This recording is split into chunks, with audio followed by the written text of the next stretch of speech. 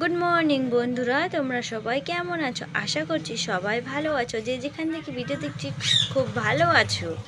তো আমরা এখন যাচ্ছি বলো তো কোথায়? আজকে ডেস্টিনেশন আমার মার যেখানে জন্ম হয়েছে সেখানে।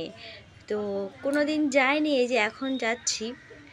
এই যে দেখো, স্টেশনে বসে ট্রেনে আসছি বাড়ির থেকে।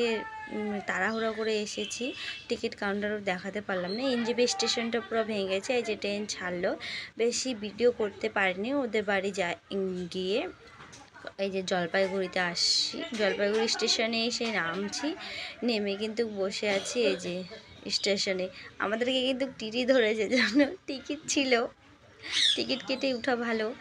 টিকিট ছিল খুব ভালো। এই যে এটা বন্ধ দোকান, এখানে বসে আছি। তো একটা দাদু হলদিবাড়ি থেকে এসেছে, দাদু আর দিদা, এই যে 7 জন কিন্তু আমরা এখন যাচ্ছি একসাথে বসে। রাস্তা ভাঙা, এই যে এখান থেকে কিন্তু রাস্তা আবার ঠিক আছে। দেখো ওখানে পুকুর, চারপাশে গ্রামের পরিবেশ দেখতে খুব ভালো লাগে না বলো? আশা করছি তোমাদেরকে ভিডিওটি খুব ভালো লাগবে। ভালো লাগলে লাইক কমেন্ট শেয়ার করো।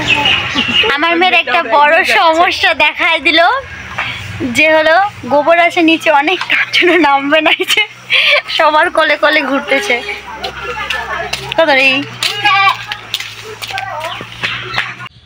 আমাদের বাড়ির ওদিকে ছাগল আছে, বা আমার বোনু যেখানে থাকে শিলিগুড়িতে, সেখানে তো আর ছাগল নেই। যে দেখো তার জন্য খাওয়াচ্ছে।